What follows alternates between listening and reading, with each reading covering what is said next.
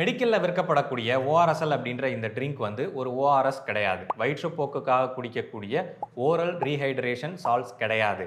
And இந்த நேம்ல வந்து பார்த்தீங்கன்னா ஓஆர்எஸ் அப்படின்னு சொல்லி பயன்படுத்தி இருக்கிறதுனால மக்கள் இதை தவறாக புரிஞ்சுக்கிட்டு இதை வாங்கி குடிக்கிறாங்க. அதனால அவங்களுக்கு மோசமான விளைவுகள் ஏற்படும் அப்படின்னு சொல்லி ஹைதராபாத்தை சேர்ந்த டாக்டர் சிவரஞ்சினி அப்படின்றவங்க 8 வருஷமா போராடி இந்த ப்ராடக்ட்டுக்கு ஒரு பேனை வந்து கொண்டு வந்திருக்காங்க. FSSAI என்ன சொல்லியிருக்காங்க அப்படின்னா ஓஆர்எஸ் அப்படின்றத எங்கேயுமே ப்ராடக்ட் நேமா பயன்படுத்தக்கூடாது அப்படின்ற மாதிரியும் சொல்லியிருக்காங்க. ஆனா இந்த பிராண்ட் அதுக்கப்புறமா இதுக்கு ஒரு டெம்பரவரி ஸ்டேயும் வந்து வாங்கியிருக்காங்க. இப்போ நான் இதை மெடிக்கல்ல போய் தான் வாங்கிட்டு வந்தேன். இன்னும் அவைலபிளா தான் இருக்கு.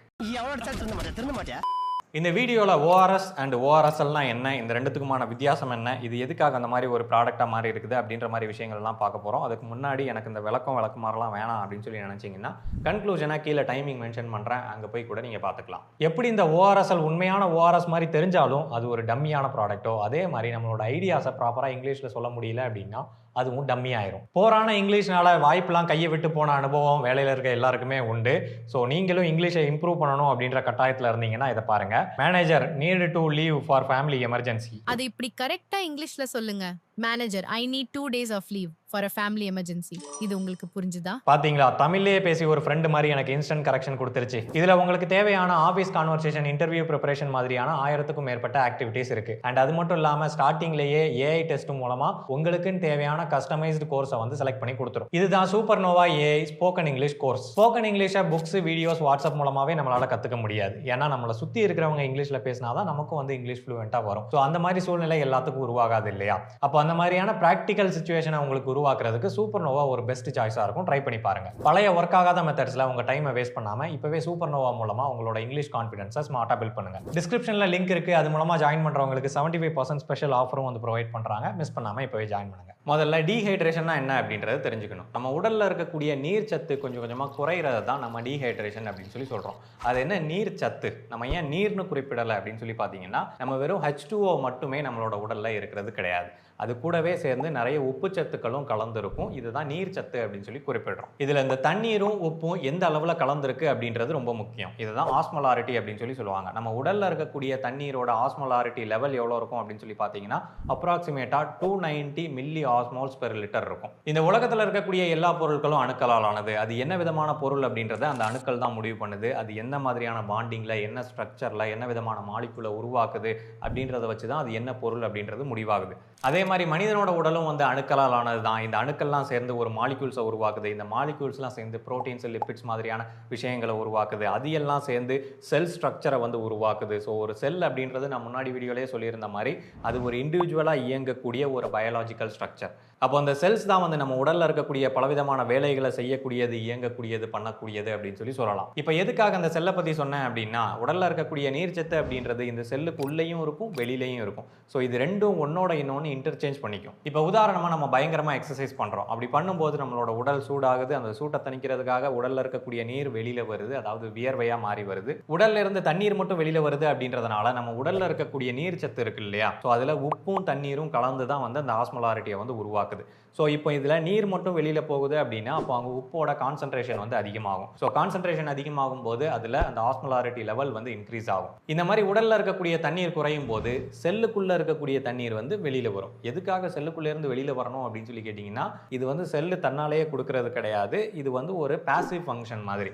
இது நடக்கிறதுக்கான முக்கியமான காரணம் ஆஸ்மோசிஸ் அப்படின்றது. இப்போ ஒரு பாத்திரத்தை எடுத்துக்கலாம். அந்த பாத்திரத்தில் ஒரு பக்கத்தில் உப்பு அதிகமாக கலந்து இருக்கக்கூடிய தண்ணீரை வச்சுக்கலாம், இன்னொரு இடத்துல உப்பு கம்மியாக இருக்கக்கூடிய தண்ணீரை வச்சுக்கலாம். இப்போ இதுக்கு இடையில ஒரு ஃபில்டரை வைக்கிறோம். அந்த ஃபில்டரால தண்ணீரை மட்டும் தான் அலோவ் பண்ண முடியும், உப்பை அலோவ் பண்ண முடியாது. இப்போ தண்ணீர் எங்கேருந்து எங்கே மூவ் ஆகும் அப்படின்னு சொல்லி பார்த்தீங்கன்னா அந்த உப்பு கம்மியாக இருக்கு இல்லையா, அந்த இடத்துல இருந்து உப்பு அதிகமாக இருக்கக்கூடிய இடத்துக்கு இந்த தண்ணீர் வந்து நகரும். இந்த ரெண்டு சொல்யூஷனோட ஆஸ்மோலாரிட்டி லெவல் ஈக்குவல் ஆகிற வரைக்கும் இந்த தண்ணீர் நகர்ந்துட்டே தான் இருக்கும். இந்த ப்ராசஸை ரிவர்ஸ் பண்ணுறது தான் ரிவர்ஸ் ஆஸ்மோசிஸ். நம்ம ஆரோ வாட்டர் அப்படின்னு சொல்லி குடிச்சிட்டு இருக்கோம் இல்லையா, அதுதான். ஸோ இந்த ஆஸ்மோசிஸ் ஃபங்க்ஷன் தான் வந்து நம்ம உடலுக்குள்ளேயே நடக்குது. உடலில் ரெண்டு வெவ்வேறு விதமான ஆஸ்மோலாரிட்டி உருவாகும் போது அங்கே ஆட்டோமேட்டிக்காக தண்ணீர் வந்து குறைந்த ஆஸ்மோலாரிட்டியில இருந்து அதிக ஆஸ்மோலாரிட்டிக்கு மூவ் ஆகும். ஸோ எப்போ இந்த ரெண்டு ஆஸ்மோலாரிட்டி லெவலும் வந்து ஈக்குவல் ஆகுதோ அது வரைக்கும் இந்த தண்ணீர் நகர்ந்துட்டே இருக்கும். செல்லில் தண்ணீர் கம்மியாகிறதுனால அதோட சைஸ் சுருங்கும், அதோட ஃபங்க்ஷன்ஸும் சுருங்கும். இதனால பிரெயினுக்கு சிக்னல்ஸ் போகும். பிரெயின் வந்து தாகமாக இருக்கிற மாதிரியான உணர்ச்சியை ஏற்படுத்தும். அது போக கிட்னியில் இருக்கக்கூடிய தண்ணீரை வந்து மறுபடியும் ரீசைக்கிள் பண்ணும். இந்த மாதிரியான ப்ராசஸ் வந்து நம்மளோட உடல்ல நடந்துகிட்டு இருக்கும். அதனால தான் நமக்கு தாகம் எடுக்குது. நம்ம வந்து அப்பப்போ தண்ணியையும் குடிச்சுக்கிறோம். இந்த மாதிரி நடக்கிறத இன்டர் செல்லுலர் டீஹைட்ரேஷன் அப்படின்னு சொல்லுவாங்க. இதை எதுக்காக நான் சொன்னேன் அப்படின்னா, நம்ம எப்போதுமே தண்ணியில வந்து உப்பை போட்டு இல்லை உப்பு கரைசலை போட்டு நம்ம குடிக்கிறது கிடையாது. ஏன்னா நம்மளோட உடல்ல இருக்கக்கூடிய உப்போட அளவு வந்து அதே அளவுல தான் இருக்கு. வெளியில வரக்கூடிய தண்ணீரை மட்டும்தான் நம்ம திரும்ப திரும்ப உள்ள எடுத்துக்கிட்டு இருக்கோம். ஆனா நமக்கு வயிற்றுப்போக்கு ஏற்படும் போதோ, வாந்தி ஏற்படும் போதோ, இல்லை உடல் உபாதைகள் ஏற்படும் போதோ நமக்கு தண்ணீர் மட்டுமே வெளியேறது கிடையாது. அது கூடவே சேர்ந்து நம்ம உடல்ல இருக்கக்கூடிய சத்துக்களும் வெளியேறுது. முக்கியமான ஒரு விஷயம் சொல்லணும் அப்படின்னா, இந்த உப்பு சத்துக்களும் சேர்ந்து வெளியே போயிருது. அப்போ அந்த மாதிரி நடக்கும்போது எக்ஸ்ட்ரா செல்லுலர் டீஹைட்ரேஷன் அப்படின்ற ஒன்று நடக்குது. அதாவது செல்லுக்குள்ளேயும் வந்து ஆஸ்மோலாரிட்டி லெவல் அப்படின்றது சேமாக தான் இருக்கும். செல்லுக்கு வெளியிலையும் வந்து அந்த ஆஸ்மோலாரிட்டி லெவல் சேமாக தான் இருக்கும். நம்ம ஆஸ்மோசிஸ்ல பார்த்தாலும் சரி, அந்த ஆஸ்மோலாரிட்டி டிஃபரன்ஸுக்கு தான் வந்து தண்ணீர் நகருமே தவிர, அந்த தண்ணீர் எங்கே அதிகமாக இருக்கோ அங்கேருந்து கம்மியான இடத்துக்கு நகராது. ஸோ அதே மாதிரி தான் நம்ம உடல்லையும். நம்ம உடலில் இருக்கக்கூடிய நீர்ச்சத்து இந்த மாதிரி மொத்தமாக குறையும் போது அதுக்கு வெறும் தண்ணியை மட்டுமே எடுக்கிறது போதாது. ஸோ அதனால தான் அதை உப்போட சேர்த்து கொடுக்குறாங்க. அதுதான் ORS, ஓரல் ரீஹைட்ரேஷன் சால்ட்ஸ் அப்படின்றது. ஸோ இதை மிக்ஸ் பண்ணி குடிக்கும்போது நம்மளோட உடல் வந்து இதை ஈஸியாகவே அப்சர்வ் பண்ணிக்கும். பெரிய ஆஸ்மோலாரிட்டி டிஃப்ரென்ஸ் வந்து வராது. நம்மளோட உடலுக்கும் நீர்ச்சத்து வந்து திரும்ப கிடைக்கும். சரி, இந்த ORS அப்படின்றது இந்த குறிப்பிட்ட ஃபார்முலால தான் இருக்கணுமா அப்படின்னு சொல்லி கேட்டிங்கன்னா, எஸ், WHO ரெக்கமெண்ட் பண்ணக்கூடிய அந்த ஃபார்முலா பேஸில் தான் வந்து இந்த ORS இருக்கணும். ஏன்னா இந்த ஃபார்முலா எதை அடிப்படையாக வச்சு உருவாச்சு அப்படின்னு சொல்லி கேட்டிங்கன்னா, ஆரம்பத்தில் இந்த மாதிரியான வயிற்றுப்போக்கு, காலரா அந்த மாதிரியான பிரச்சனைகள் இருக்கும்போது உப்பையும் சீனியையும் தண்ணியில் மிக்ஸ் பண்ணி குடித்ததுனால டெத் ரேட்டை வந்து கம்மி பண்ணியிருக்காங்க. ஆனால் ஆரம்பத்தில் உடல் இழக்கக்கூடிய அந்த உப்பு எல்லாத்தையுமே அவங்க கொடுக்கல. ஒன்லி உப்பு, சீனி இந்த ரெண்டுத்தையும் மட்டும்தான் கொடுத்தாங்க. அதுக்கப்புறமா இதில் கொஞ்சம் கொஞ்சமாக ரிசர்ச் பண்ணி நிறைய ஸ்டடீஸ் கண்டக்ட் பண்ணி அதுக்கப்புறமா ஃபைனலாக எடுத்துகிட்டு வந்தது தான் இந்த ஃபார்முலா. WHO ரெக்கமெண்ட் பண்ணக்கூடிய ஃபார்முலாவில் உப்பு, சீனி அந்த மாதிரி விஷயங்கள் மட்டுமே இல்லாமல் பொட்டாசியம் சேருது, குளோரைட் சேருது, சிட்ரேட் சேருது. அது மட்டும் இல்லாமல் இதை 1 லிட்டர் தண்ணியில் மிக்ஸ் பண்ணி நம்ம குடிக்கும்போது தான் ப்ராப்பரான ஆஸ்மோலாரிட்டி லெவல் வந்து உருவாகும். அதாவது 245 மில்லி ஆஸ்மோல்ஸ் பெர் லிட்டர் அந்த லெவல் வந்து உருவாகும். ஸோ அதுதான் குடிக்கிறதுக்கு சிறந்தது. சரி, இப்போ இந்த பேக்கெட்டில் வரக்கூடியது தான் ORS அப்படின்னு சொல்லி நமக்கு தெரிஞ்சு போச்சு. இதை தான் நம்ம வந்து தண்ணியில் மிக்ஸ் பண்ணி குடிக்கணும் அப்படின்னு சொல்லி தெரியும். ஸோ அப்போ இது என்ன அப்படின்னு சொல்லி கேட்டிங்கன்னா, இது ORS கிடையாது. இது வந்து ORSL, அதாவது மறு வச்சு மாறு வேஷத்தில் வந்திருக்கிற ORS. பிராண்ட் நேம் நீங்கள் என்னவா வேணால் வச்சுருந்துருக்கலாம். ஆனால் இப்படி வச்சதுக்கான காரணம் பணம். மெடிக்கலில் வச்சு வியாபாரம் பண்ணுறதுக்கு தான். ஸோ இதிலே வந்து பார்த்தீங்கன்னா, this is only a trademark and does not represent its true nature, not a WHO oral rehydration salts அப்படின்னு சொல்லி போட்டிருக்காங்க. அண்ட் சைட்லேயே வந்து பார்த்தீங்கன்னா, do not use during diarrhoea அப்படின்னு சொல்லி போட்டிருக்கு. பிராண்டு வந்து தெளிவாக தான் போட்டிருக்கான். தேங்க்ஸ். இது இப்போ பிரச்சனையானதுனால போட்டிருப்பான் அப்படின்னு சொல்லி நீங்கள் சொன்னீங்கன்னா கிடையாது. நம்ம 2 வருஷத்துக்கு முன்னாடியே ஒரு வீடியோ போட்டிருக்கோம். பரவாயில்லையே, அது 4 மில்லியன் வியூஸ் போயிருக்கு. பெரிய விஷயம். ஸோ அந்த வீடியோலேயே நான் காமிச்சிருப்பேன் பாருங்க, நாட் அண்ட் ORS அப்படின்னு சொல்லி போட்டிருக்குன்னு. இதை தயவு செஞ்சு யாரும் ORSன்னு வாங்கி குடிக்காதீங்க அப்படின்னு சொல்லியிருப்பேன். பார்த்தீங்களா, அன்றே கணித்த சையத் இம்ரான். பட் என்னதான் மென்ஷன் பண்ணியிருக்கு அப்படின்னாலும் நம்ம அந்த பிராண்டுக்கு முட்டெல்லாம் கொடுக்க முடியாது. ஏன்னா என்னதான் நீங்கள் மென்ஷன் பண்ணியிருந்தாலும் ORS அப்படின்றது ஃபஸ்ட்டு வருது இல்லையா? ஸோ அது தப்பு. அது வந்து மெடிக்கலாக வேற ஒரு பேரை குறிப்பிடுது அப்படின்றப்போ கண்டிப்பாக மிஸ்டேக்காக நிறைய பேர் இதை யூஸ் பண்ணுறதுக்கு வாய்ப்பு இருக்குது. அண்ட் அது மட்டும் இல்லாமல் இதை மெடிக்கலில் வச்சு சேல் பண்ணிட்டு இருந்தாங்க. பட் எனக்கு இருக்கக்கூடிய கேள்வி என்னென்னா, இவ்வளவு நாளாக டாக்டர்ஸ் எல்லாரும் என்ன பண்ணிட்டு இருந்தீங்க? இதை தானே வித்துட்டு இருந்தீங்க, இல்லை இடியாப்பத்தை வித்துட்டு இருந்தீங்களா? பட் நான் எல்லா டாக்டர்ஸையும் சொல்லலை. நிறைய நல்ல டாக்டர்ஸ் இருக்காங்க. டாக்டர் சிவரஞ்சனி மாதிரியான சொசைட்டிக்கு நல்லது பண்ணக்கூடிய நிறைய நல்ல டாக்டர்ஸ் இருக்காங்க. அவங்கள பற்றி பேசலை. இந்த ப்ராடக்டை சேல் பண்ணாங்க இல்லையா, அவங்கள பற்றி தான் நான் பேசுகிறேன். ஐயோ, எங்களுக்கெல்லாம் இதை பற்றி தெரியாதுப்பா, நாங்கள் வந்து மருந்து சீட்டில் ORS அப்படின்னு தான் எழுதி கொடுப்போம். மெடிக்கலில் மக்கள் வாங்கும்போது தான் மக்கள் அதை தப்பாக புரிஞ்சுக்கிட்டு வந்து இந்த ORS எல்லாம் வாங்கிட்டு போகிறாங்க அப்படின்னு சொல்கிறதெல்லாம் வந்து எவ்வளவு அப்பட்டமான பழி தெரியுமா? நீங்கள் மெடிக்கல் பக்கம் போகிறதே கிடையாது, இல்லை மெடிக்கலில் என்ன விதமான மெடிசின்ஸ் விற்கிறாங்க அப்படின்றது உங்களுக்கு தெரியவே கிடையாது. உங்கள் கிளினிக்கு உள்ளேயே இருக்கக்கூடிய மெடிக்கல்ஸ்லாம் இருக்கும் இல்லையா, அதுலேயே கூட நீங்கள் இதை வச்சு சேல் பண்ணியிருக்கீங்க. அண்ட் இன்னொரு விஷயம், எல்லாரும் மக்கள் மேலே பழிய தூக்கி போடுறீங்களே, எல்லா மக்களுக்கும் இதை பற்றின நாலேஜ் இருக்குமா? ORSனா பவுடர்னா என்னது, இல்லை ORS இந்த மாதிரி வருது, இது என்னது அப்படின்ற நாலேஜ் அவங்களுக்கு இருக்குமா? ஸோ டாக்டர் என்ன எழுதி கொடுக்குறாங்களோ அதை மெடிக்கலில் கொண்டு போய் கொடுக்குறோம். ஸோ மெடிக்கல்காரங்க என்னத்தை கொடுக்குறாங்களோ அதை தான் நாங்கள் வீட்டில் வந்து மருந்து மாத்திரையாக சாப்பிட்டுட்ருக்கோம். ஸோ இதுக்கான ரெஸ்பான்சிபிலிட்டி முழுக்க எடுத்துக்க வேண்டியது மக்கள் கிடையாது. டாக்டர்ஸ் ஆன நீங்களும் ஃபார்மசி வச்சிருக்கவங்களும் தான் இதுக்கான ரெஸ்பான்சிபிலிட்டியை எடுத்துக்கணும். இது இப்போ பிரச்சனை ஆனதுக்கு அப்புறமா எல்லா டாக்டர்ஸும் இப்போ வீடியோ போடுறாங்க வரிசையா. மக்கள் வந்து இதை தவறாக புரிஞ்சுக்கிட்டு வாங்குறாங்க, இல்லை மருந்து கடைகளில் வந்து இதை தவறாக கொடுக்குறாங்க. மக்கள் வந்து இந்த விஷயத்தை புரிஞ்சுக்கணும், மக்கள் தான் இதை புரிஞ்சுக்கணும், மக்கள் தான் வந்து மெடிசினை பார்த்து வாங்கணும், மக்கள் தான் வந்து இன்க்ரீடியன்ஸை செக் பண்ணி வாங்கணும் அப்படின்னு எல்லா டாக்டரும் அது என்ன வீடியோ போடும்போது மக்களையே வந்து குற்றம் சாட்டுறீங்க. இவ்வளோ நாள் டாக்டர்ஸ் வந்து இந்த விஷயங்களை பார்க்கவே இல்லையா? இது உங்கள் மெடிக்கலில் சேல் ஆகிறது உங்களுக்கு தெரியவே தெரியாதா?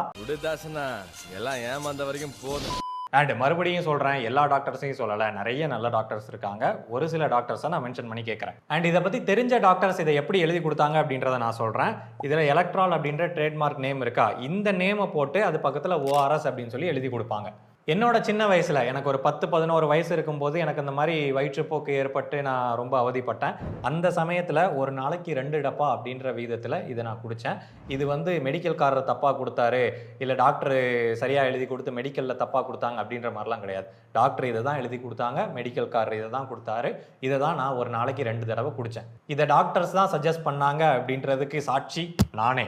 என் கூட வேற யாரும் சாட்சி இருந்தீங்கன்னா கமெண்ட்டில் சொல்லுங்கள். அண்ட் அது மட்டும் இல்லாமல் நம்ம இதை பற்றி 2 வருஷத்துக்கு முன்னாடி வீடியோ போட்டோம் இல்லையா, அந்த வீடியோ போட்டப்போ நமக்கு ஒரு மெயில் ஒன்று வந்துச்சு. அந்த வீடியோவோட டைட்டில் என்ன வச்சிருந்தேன் அப்படின்னா, மெடிக்கல் அண்ணனின் சேட்டைகள் அப்படின்னு சொல்லி வச்சிருந்தேன். அவர் மெயிலில் வந்து ஃபார்மசிஸ்ட் பற்றி நான் தப்பாக பேசிட்டேன், ஃபார்மசிஸ்டோட முடிவு இது கிடையாது, மருத்துவர்கள் வந்து பணம் வாங்கிட்டு தான் இந்த மாதிரி மெடிசின்ஸ் எல்லாம் ரெக்கமெண்ட் பண்ணுறாங்க அப்படின்ற மாதிரி அவர் ஓவராலாக குறிப்பிட்டிருப்பார். இது வந்து நான் சொல்லலை, எனக்கு வந்த மெயில், அதை நான் வந்து அப்படியே காமிக்கிறேன், அவ்வளோதான். எனக்கும் ஒரு சந்தேகம் என்னென்னா, ஒவ்வொரு கிளினிக்லையும் வந்து மெடிக்கல் ரெப்ஸ் நிற்க தான் செய்கிறாங்க இல்லையா. ஸோ அவங்க வந்து ஒரு குறிப்பிட்ட மெடிசின்ஸை இதை சேல் பண்ணுங்க அப்படின்ற மாதிரி சொல்கிறாங்க. நாங்கள் புதுசாக லான்ச் பண்ணியிருக்கோம், இல்லை புது கம்போசிஷனில் கொண்டு வந்திருக்கோம் அப்படின்ற மாதிரிலாம் ரெக்கமெண்ட் பண்ண தான் செய்கிறாங்க. ஆனால் டாக்டர்ஸ் ரெக்கமெண்ட் பண்ணும்போது அதை சரியான மெடிசினா அப்படின்னு பார்த்து ரெக்கமெண்ட் பண்ணணும் இல்லையா. அதே மாதிரி டார்கெட்டை க்ளோஸ் பண்ணணும் அப்படின்றதுக்காக ஒரு நோய்க்காக வந்தவங்களுக்கு 2-3 மருந்து மாத்திரைகளை சேர்த்து கொடுக்குற மாதிரியான விஷயங்களும் ஒரு சில இடங்கள்ல நடக்க தான் செய்யுது. ஏழ்மையில இருக்கக்கூடிய, அறியாமையில் இருக்கக்கூடிய, வறுமையில் இருக்கக்கூடிய மக்கள் என்ன பண்ணுவாங்க, டாக்டர் எது கொடுத்தாலும் அதை வாங்கி அந்த மெடிக்கல் என்ன கொடுக்குறாங்களோ அதை வாங்கி அதை அப்படியே எடுத்துக்க தான் செய்வாங்க. ஸோ இதை எதுக்காக குறிப்பிட்றேன் அப்படின்னா, சிம்பிளாக அந்த ORSL பிரச்சனை, பிராண்டோட பிரச்சனை, இல்லை மக்கள் தான் வந்து இதை செக் பண்ணி வாங்கணும் அப்படின்ற மாதிரி கடந்து போயிட முடியாது. இதில் முக்கியமான பங்கு இருக்கக்கூடியது டாக்டருக்கும் இருக்குது, அண்ட் அதை விற்ற மெடிக்கல்காரங்களுக்கும் இருக்குது. சரி, இப்போ இந்த ப்ராடக்டோட இன்க்ரீடியன்ஸை பார்த்தோம் அப்படின்னா, அப்படி டீட்டெயிலாக சொல்கிறதுக்குலாம் ஒன்றும் கிடையாது. இது ஒரு சீனி தண்ணி. சீனி தண்ணியில் வந்து கொஞ்சம் potassium, sodium, vitamin C, apple juice 10% இதெல்லாம் சேர்த்து இதை ஒரு எலக்ட்ரோலைட் ட்ரிங்க் அப்படின்னு சொல்லி விற்கிறாங்க. ஸோ இது நார்மலாக நம்ம 10 ரூபா ஜூஸ் எப்படி குடிப்போமோ அதே மாதிரி குடிச்சு இதை கடந்து வைக்கலாம். அண்ட் இந்த விஷயத்தில் மக்களுக்கும் ஒரு முக்கியமான ரெஸ்பான்சிபிலிட்டி இருக்குது. என்ன அப்படின்னா, கேள்வி கேட்கணும். என்னென்னா, இப்போ நானே வந்து ஏதாவது ஒரு ப்ராடக்ட்டை பற்றி பேசுகிறேன் அப்படின்னா, இதெல்லாம் சொல்கிறதுக்கு நீ யார், நீ என்ன டாக்டரா அப்படின்ற மாதிரி கேட்குறது, சட்டத்தை பற்றி பேசுனா நீ என்ன சட்டம் படிச்சிருக்கியா அப்படின்ற மாதிரி கேட்குறது. நம்ம சாப்பிடக்கூடிய ஒரு பொருளோட இன்க்ரீடியன்ஸ் என்ன, அது என்ன பண்ணும் அப்படின்றத தெரிஞ்சுக்கிறது வந்து அடிப்படை உரிமை. இதை தெரிஞ்சுக்கிறதுக்கு நான் வந்து டாக்டர் படித்தாதான் தெரிஞ்சுக்கணும் அப்படின்றது கிடையாது. ஸோ நீங்களும் வந்து தயவு செஞ்சு கேள்வி கேளுங்க. எந்த துறையாக இருந்தாலும் அதை கேள்விக்குள்ளாக்குவோம். நமக்கு வந்து அதை தெரிஞ்சுக்கிறதுக்கு முயற்சி பண்ணுவோம். மருத்துவராக அவங்களோட வேலையை அவங்க செய்யட்டும், நோயாளியாக நமக்கு தேவையானதை நம்ம கேட்டு தெரிஞ்சுக்கணும். ஒரு வேகத்தில் பேசிட்டு போனதுனால ரைட் சைடில் வச்சிருந்த இந்த டப்பாவெல்லாம் மறந்துட்டேன், இதை பற்றி சொல்லலை. ஸோ இதெல்லாம் என்னன்னு சொல்லி கேட்டிங்கன்னா, இதெல்லாம் ஆக்சுவலான ORS, அதாவது ஓரல் ரீஹைட்ரேஷன் சால்ட் சொல்யூஷன். இதிலே வந்து போட்டிருக்காங்க பேஸ்ட் ஆன் WHO ஃபார்முலா அப்படின்னு சொல்லிட்டு. அண்ட் இன்க்ரீடியன்ஸ் பார்த்தோம் அப்படின்னாலும் sodium, potassium, chloride, citrate, dextrose. And total osmolarity level வந்து பார்த்தோம் அப்படின்னா 245 மில்லி ஆஸ்மோல்ஸ் பெர் லிட்டர். இங்கேயும் வந்து பார்த்தீங்கன்னா அதே 245 milli osmoles per litre. But இதை வந்து 1 லிட்டர் தண்ணியில் கரைச்சி குடிக்கணும். ஆனால் இது வந்து 200 mlக்கு தேவையான அளவு கரைச்சி வச்சிருக்காங்க. அப்போ உடல் உபாதைகள் ஏற்படும் போது இதை ரீஹைட்ரேஷனுக்காக குடிக்கலாமா அப்படின்னு சொல்லி கேட்டிங்கன்னா குடிக்கலாம். ஆனால் இதில் உள்ள பிரச்சனை என்ன அப்படின்னு சொல்லி கேட்டிங்கன்னா, ஆரஞ்சு ஃப்ளேவர் அப்படின்னு சொல்லி போட்டிருக்கா. அண்ட் வெளியிலே வந்து பார்த்தீங்கன்னா அப்படி ஆரஞ்சு ஜூஸ் தெரிக்கிற மாதிரி கொடுத்துருக்காங்க. இது ஒரு ஃபுட் ப்ராடக்ட்டோ இல்லை நியூட்ரிஷனல் சப்ளிமெண்ட்டோ கிடையாது. ஏன்னா இந்த மாதிரி ப்ராடக்ட்லாம் வந்து பார்த்தீங்கன்னா FSSAI லைசன்ஸ் இருக்கும். இது பின்னாடி எந்த விதமான FSSAI லைசன்ஸும் இருக்காது. இது ட்ரக்குக்கான ஸ்டாண்டர்ட் படி தயாரிச்சிருப்பாங்க. அண்ட் அதோட லிமிடேஷனுக்குள்ள இன்னைக்கு வந்து நிறைய மருந்துகள்லையும் வந்து கலர்ஸு, ஃப்ளேவர்ஸு அண்டு சுகர்ஸு இதெல்லாம் சேரதான் செய்யுது. அதெல்லாம் ஒரு தேவைக்காக சேர்க்குறாங்க அப்படின்னு சொல்லி வச்சுப்போம். இதுலேயும் வந்து அதே மாதிரி ஆரஞ்சு ஃப்ளேவரை சேர்த்துருக்காங்க. ஆனால் பிரச்சனை இதை ஒரு அட்ராக்டிவான பேக்கேஜிங்கில் டிசைன் பண்ணுறது. இதையும் பார்த்தீங்கன்னா தெரியும், அண்ட் இந்த பேக்கெட்டையும் பார்த்தீங்கன்னா தெரியும். அந்த பழங்கள்லாம் அப்படியே தெரிக்கிற மாதிரி இதை ஒரு பழச்சாறு மாதிரி டிசைன் பண்ணியிருப்பாங்க. அண்ட் இன்னொரு முக்கியமான விஷயம், இதுக்கு மாற்றா இது வந்துருச்சு அப்படின்றதுனால இதை இப்போ கிராசரி ஸ்டோரெல்லாம் வச்சு விற்க ஆரம்பிச்சிட்டாங்க. இது என்னதான் WHO ரெக்கமெண்டட் கம்போசிஷன்ல இருந்தாலும் கூட இது வந்து நோய்வாய்ப்பட்டவங்க குடிக்கிறதுக்காக உருவாக்கப்பட்டதே தவிர நார்மலா எல்லாரும் ரெகுலர் லைஃப்ல குடிக்கிறதுக்காக உருவாக்கப்பட்டது கிடையாது. இதை யாரும் தெரியாம அதிக லெவல்ல எடுத்துக்கிட்டாங்க அப்படின்னா அவங்களுக்கு மற்ற பிரச்சனைகள் ஏற்படுறதுக்கு வாய்ப்பு இருக்கு. இதுலேயே வந்து டோஸ் லெவல் வந்து கொடுத்துருக்காங்க. பேஷண்ட்டோட ஃப்ளூயிட் லெவலுக்கு தகுந்த மாதிரி தான் இதை கொடுக்கணும். அண்டர்லைன் பண்ணிக்கங்க, பேஷண்ட்டோட. ஸோ நீங்கள் நோயாளியா இருந்தால் மட்டும்தான் இதை எடுத்துக்கணும். அதனால WHO ஃபார்முலா தானே அப்படின்னு சொல்லி இதை அடிக்கடி வாங்கி குடிக்கக்கூடாது. டாக்டரோட ரெக்கமெண்டேஷனோட தேவைப்படும் போது குடிச்சுக்கலாம். அதனால மக்கள் ஜாக்கிரதையாக இருப்போம்.